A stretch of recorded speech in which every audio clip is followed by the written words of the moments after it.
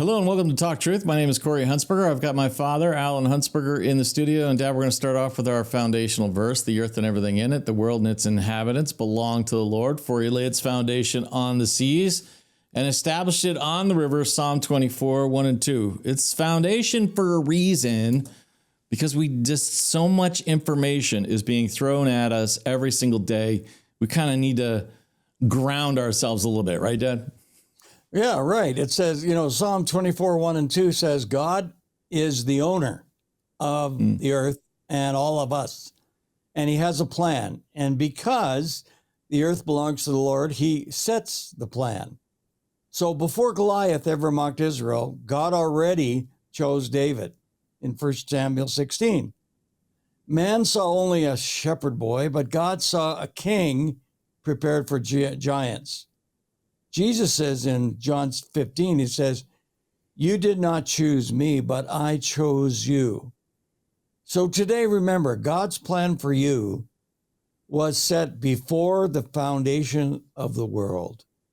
Don't forget that. Wow. Powerful.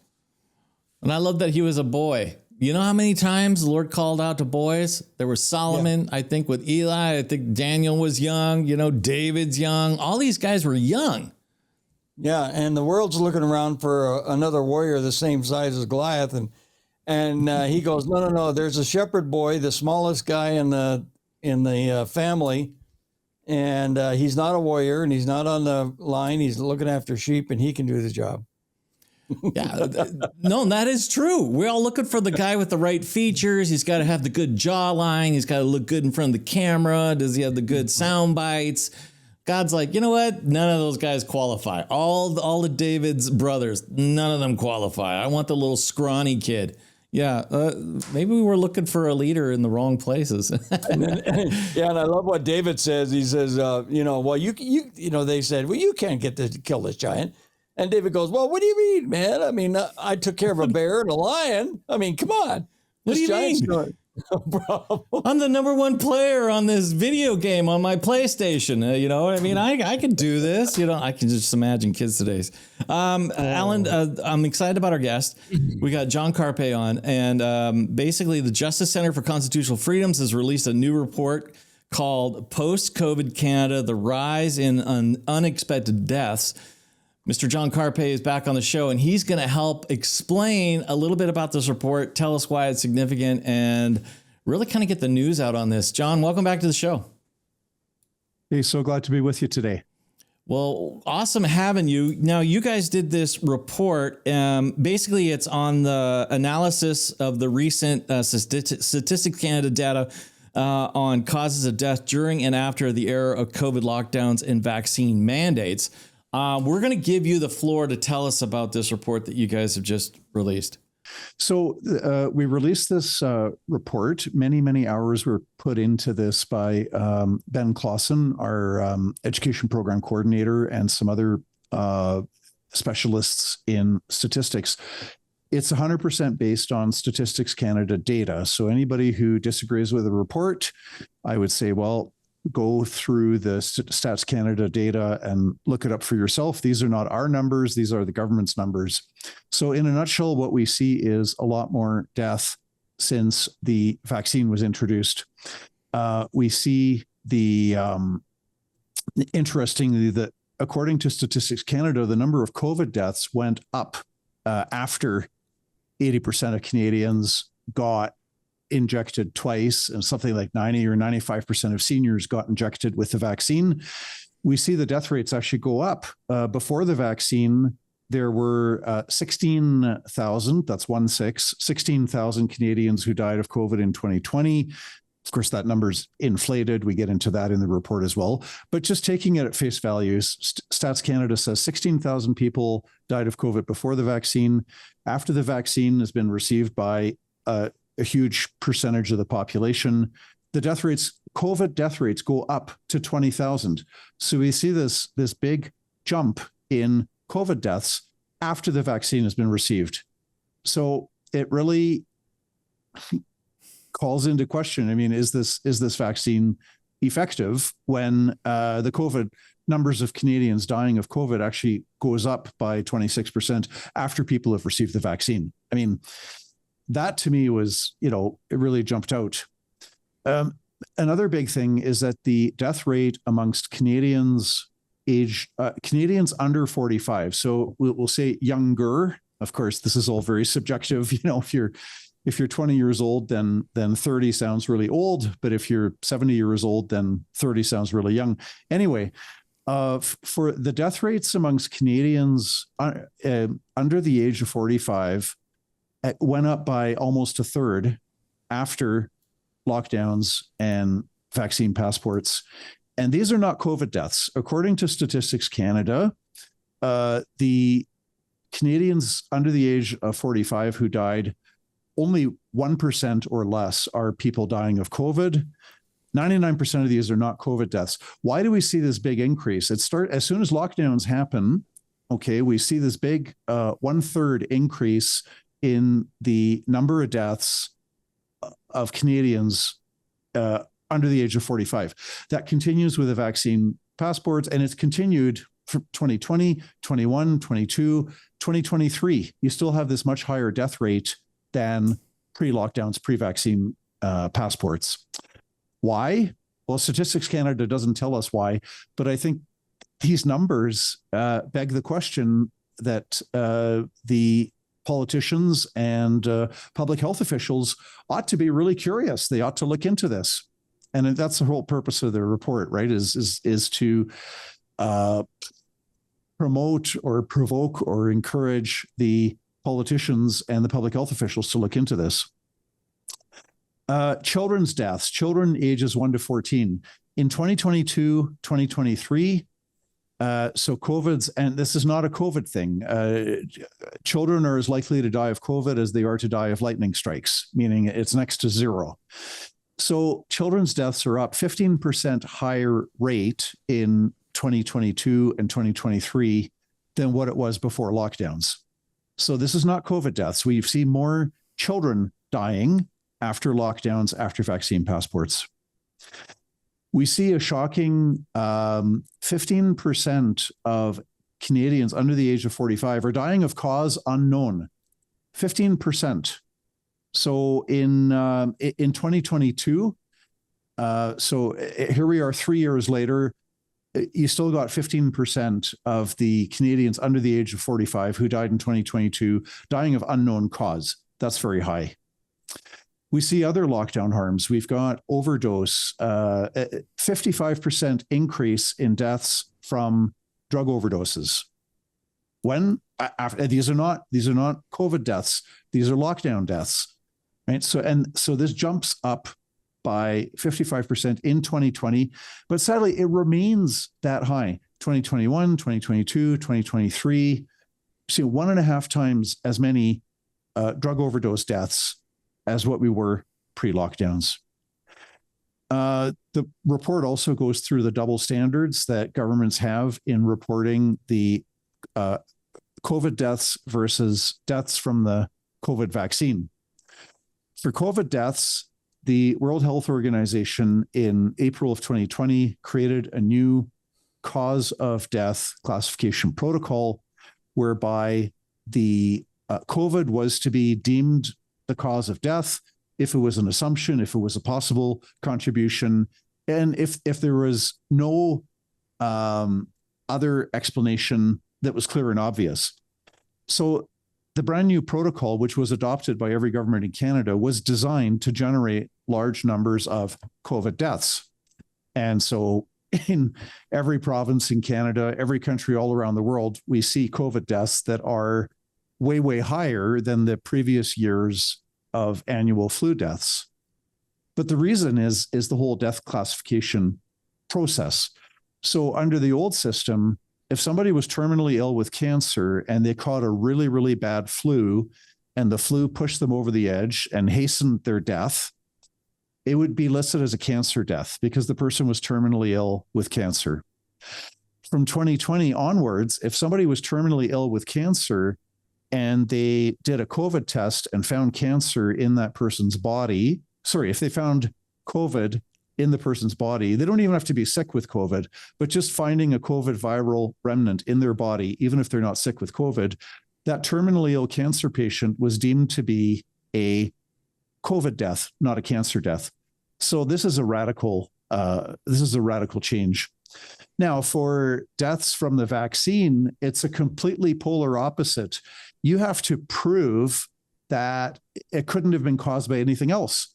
So even if somebody drops dead 15 minutes after getting the COVID vaccine, or 1 day or 1 week or 1 month, if somebody dies shortly after getting the COVID vaccine and previously they were in good health, the onus is on the surviving family to prove somehow that it was the vaccine. And so they take a very different approach. Now, you could argue which standard is, do we use a lower standard or a higher standard? I don't really care which one you pick, but you should use the same standard for both, right? And that's the problem. For determining COVID deaths, the bar is very low. Anything could be a COVID death, and it's listed accordingly. For a death from the COVID vaccine, the bar is very, very, very high, and it's hard to come up with numbers there. As Ben was looking through Statistics Canada and all this data, are you finding anyone's paying attention to it? Like, how do you argue when it comes from the horse's mouth? How do you, numbers don't lie, you know what I mean? And so they're out there, we know about it. It's like, but we're going to ignore it. But like when it came to, like you said, with COVID, and like you have cancer, and then, you know what I mean? Like and you have a little bit of a flu, they say it was COVID death when really it was the cancer that was taking the person out. Like, and then they switch, and there's no synchronization in the thinking and all this stuff. Why is no one responding to this? Why is this a big, and let alone unknown deaths? The number one cause of deaths in Canada was unknown for so long, and no one's asking questions. No one's trying to dig into the numbers to figure out why. Does this prove more of a cover up to you? What does this show you about our government and the officials that are supposed to help us, protect us, inform us? What does this report show you? Well, the numbers have their limits, right? Like, let's say that the suicide rate in a country increased, let's say it increased hugely, it doubled, right? So it's very tragic. So those numbers tell you that suicides went up.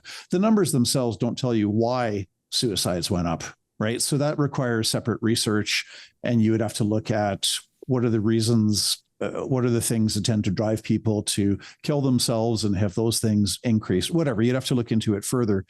So this report it's a trigger, it's a catalyst. It does, however, show that the government's narrative in 2020 that we were, the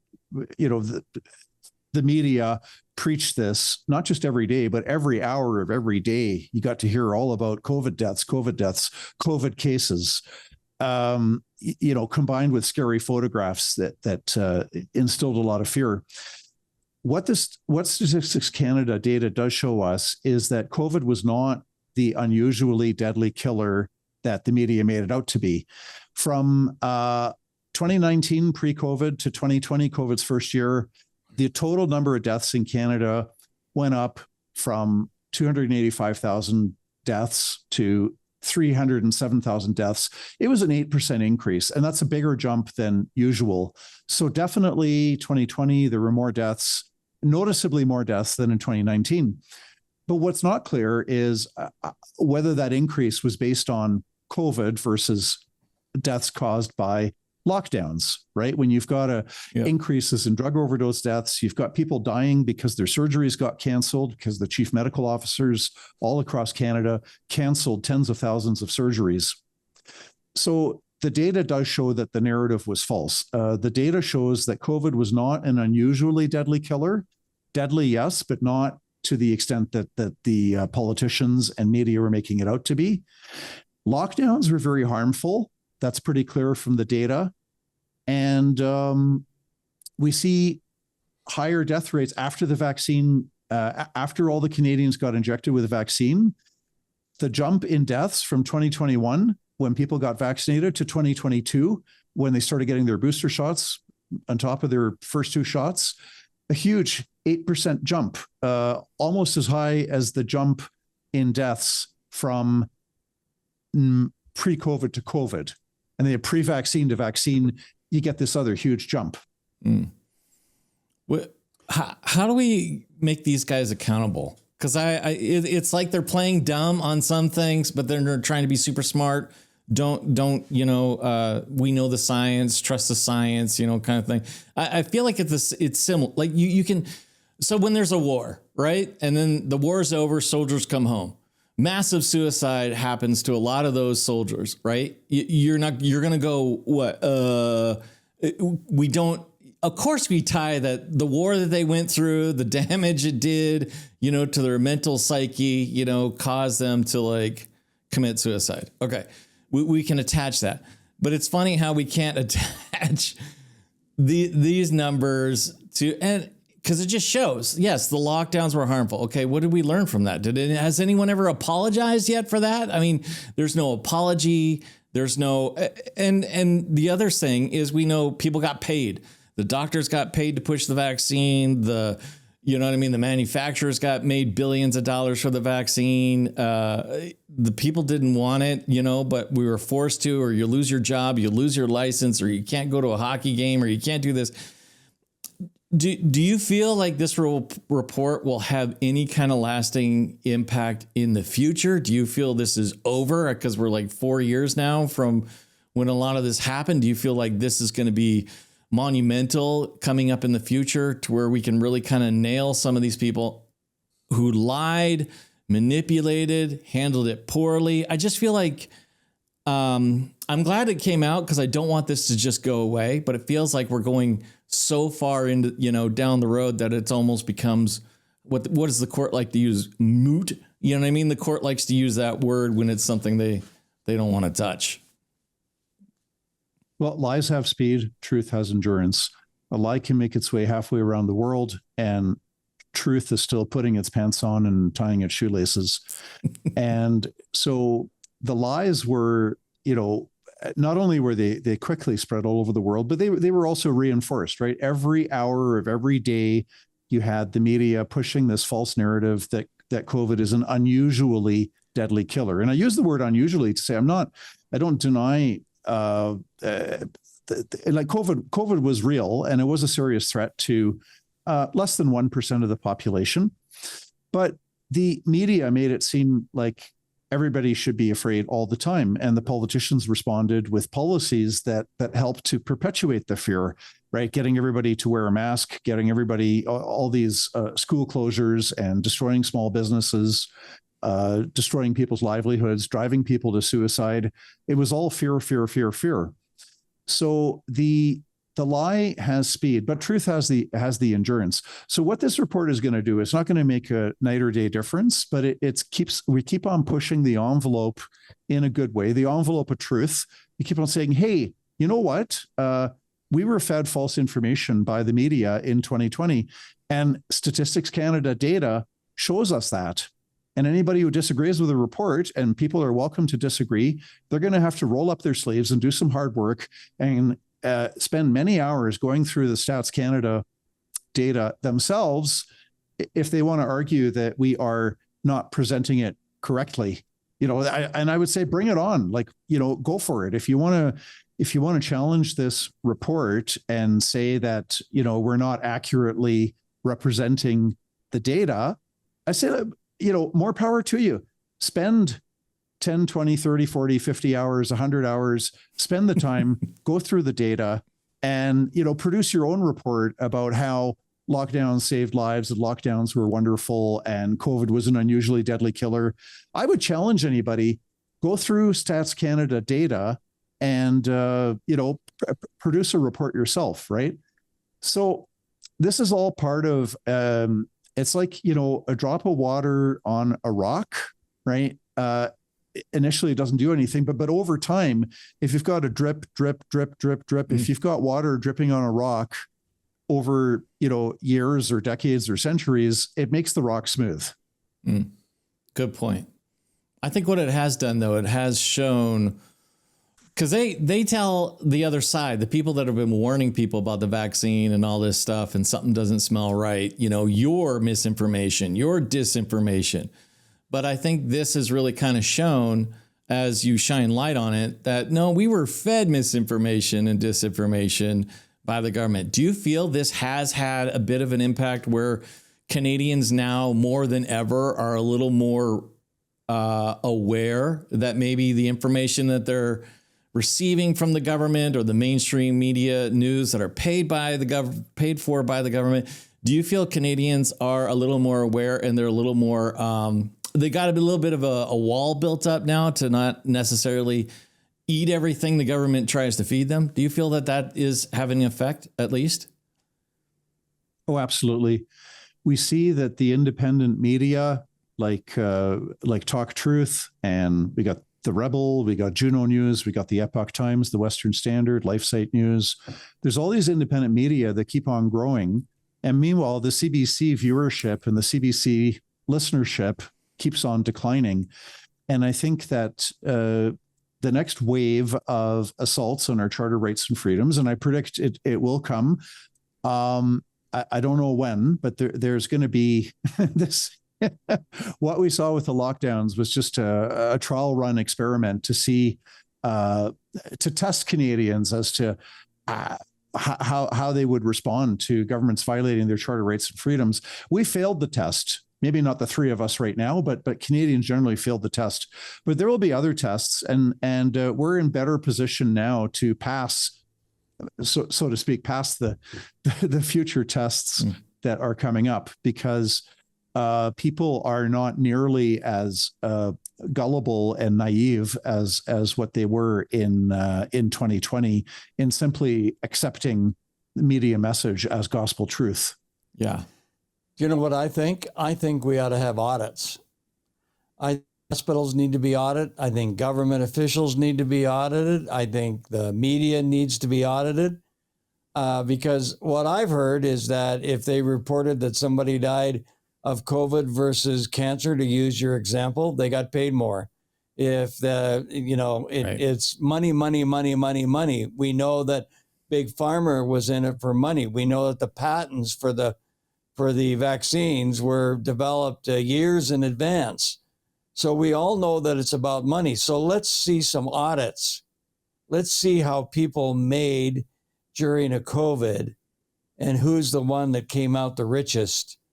Because I understand that even politicians came out pretty wealthy. Well, I think it's important. One of the important things, and I agree with you, I mean, there needs to be accountability. The best way forward is just to keep on talking about it, which, it causes some discomfort, right? There's a lot of people, you've probably heard, it's easy to fool people. It's very, very, very hard to persuade anyone that they have been fooled, right? So there's a human pride factor.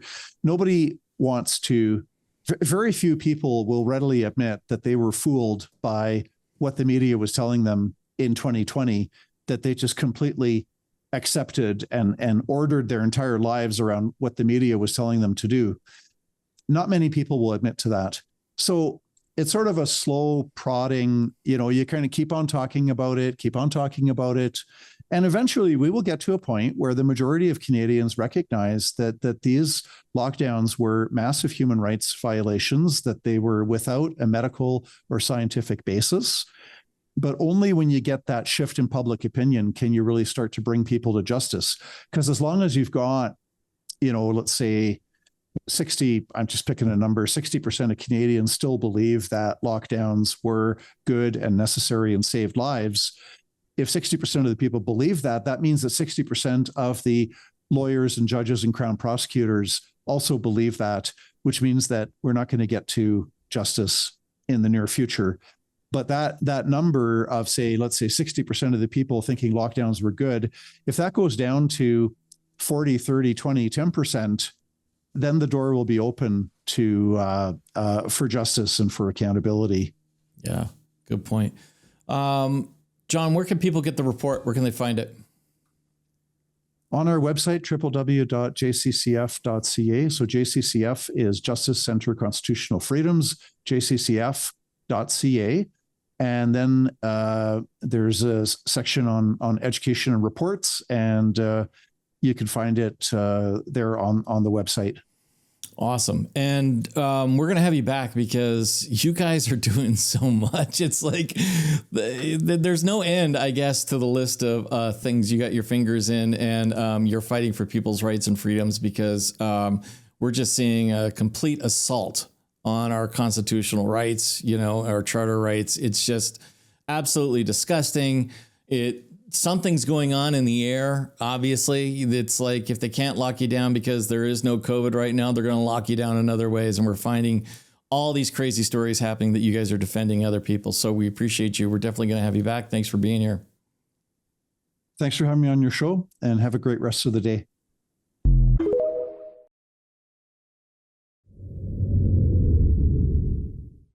Well, I really appreciate John and everything they're doing, especially Ben, who put all that report together. I mean, Alan, I know lots of people that didn't get the jibby jab, and they're supposed to be dead. According to the government, according to the U.S.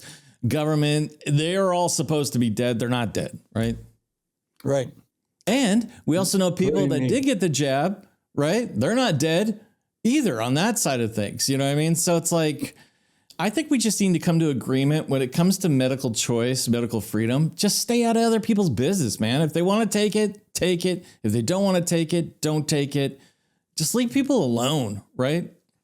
But we know it was a bioweapon, and we know it was an attack on our freedom. So, well, I mean, you've got Justin Trudeau saying this has given us a unique opportunity to reset. You know what I mean? So people aren't stupid. I mean, some people are, you know what I mean? And like I said, there's no way you're going to be able to change their mind. But I agree with what John said. Just like a water on a rock, just slowly over time, you start making some ground on that. So it was a really good point. You want to help support our mission, keep this kind of conversation and truth on the air. We are viewer supported. We don't take government funds or special interest groups. It's only because of the generosity of those that watch that show, our show, and give, we're able to continue.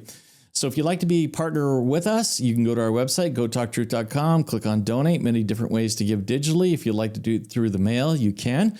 You can make your gift payable to Heritage Christian Ministries Association and send it to 246 Stewart Green, Southwest, Suite 3260, Calgary, Alberta, T3H3C8. And if you'd like prayer, you can get it 24 hours a day, 7 days a week for free. Toll-free number right there, 1-800-915-0056 in Canada. All right, Dad, we're out of time. We'll see you guys later. Love you.